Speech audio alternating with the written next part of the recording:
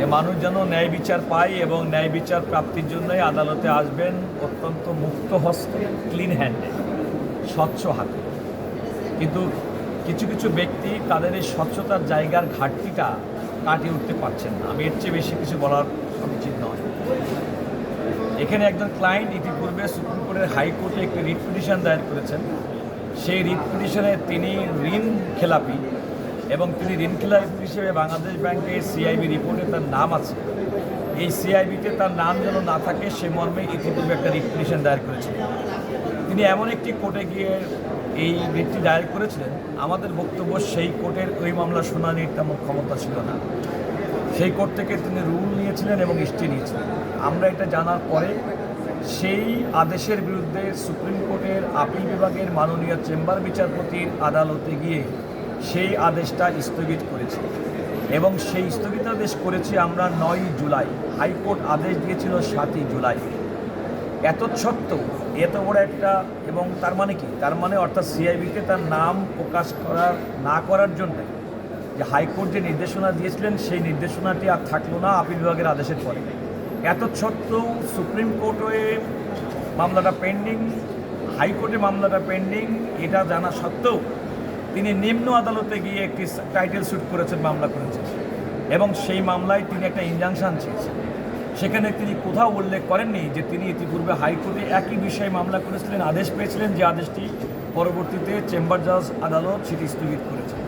এমনকি তিনি নিম্ন আদালতের আদেশ যখন উনি ইনজাংশন চেয়েছেন যেন তার নাম, ওই গ্রুপের নাম, কমপক্ষে 29টা ব্যাংকের 2100 কোটি টাকা তাদের জন্য কোনো সিআইবি রিপোর্টে ঋণ খেলাপ হিসেবে দেখানো না হয় সেই মর্মে তিনি ইনজাংশন চেয়েছিলেন, নিষেধাজ্ঞা চেয়েছিলেন, কিন্তু আদালত সেটি গ্রহণ করেননি। তার বিরুদ্ধে তিনি সুপ্রিম কোর্টের হাইকোর্ট বিভাগের একটি বেঞ্চে এসেছেন এবং নিষেধাজ্ঞার প্রার্থনা করেছেন।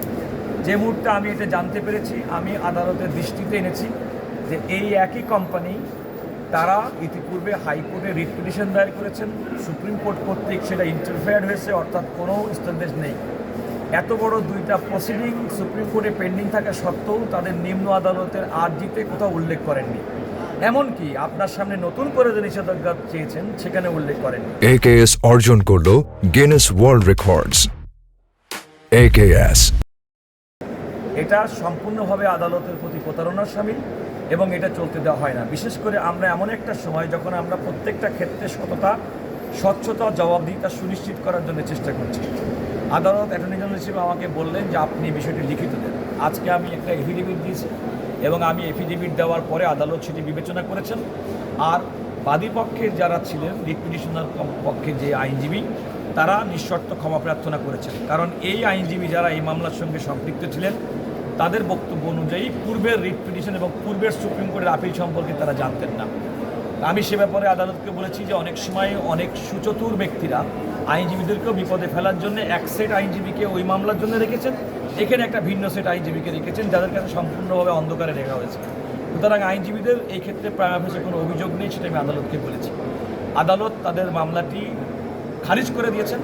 তবে আমি একটা সুনির্দিষ্ট প্রেয়ার গতকাল করেছিলাম, ওটা আজকেও লিখিতভাবে করেছি, যে আদালতের প্রতি এই ধরনের প্রতারণার আশ্রয় নেওয়ার কারণে আদালতের আদেশকে সাপ্রেস করে আদালতের কাছে একটা অভিযোগ দেওয়ার জন্য আমি বলেছি যে একটা দৃষ্টান্তমূলক তাদেরকে অর্থদণ্ড করা হোক এবং এই অর্থটা ব্যবহার করা হবে 2024 সালে জুলাই গণ আন্দোলনে যে সমস্ত আহত শিক্ষার্থী, জনগণ, নাগরিক যারা চিকিৎসাধীন আছেন, যাদের আরও উন্নত চিকিৎসার প্রয়োজন, তাদের উদ্দেশ্যে ব্যয় করা হবে। আদালত আমাদের আবেদনটি গ্রহণ করেছেন এবং আদালত এই অভিযুক্ত কোম্পানিকে 5 কোটি টাকা দেওয়ার জন্য নির্দেশ দিয়েছেন পরবর্তী 1 মাসের মধ্যে। এই টাকাটি সুপ্রিম কোর্টের রেজিস্ট্রারের কাছে একটা ভিন্ন খাত তৈরি করে সেখানে সংরক্ষিত থাকবে।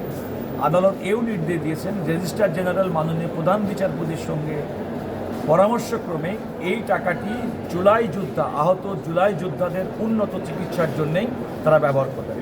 এখানে একটি কথা রাখা প্রয়োজন, আদালত প্রাথমিকভাবে 15 দিন সময় দিয়েছিল যে 15 দিনের মধ্যে তারা এই 5 কোটি টাকা সুপ্রিম কোর্টে জমা দিবেন তাদের আইনজীবীদের আবেদনক্রমে, এবং আমি সেটা বলেছি যে 30 দিন সময় তারা দিয়েছে। সুতরাং তারাই 30 দিন সময় প্রার্থনা করেছেন আজকের এই আদেশটি তারা কমপ্লাই করার জন্য। আমি মনে করি বাংলাদেশের বিচার অঙ্গনের জন্যে এটি একটা বড় ধরনের বার্তা।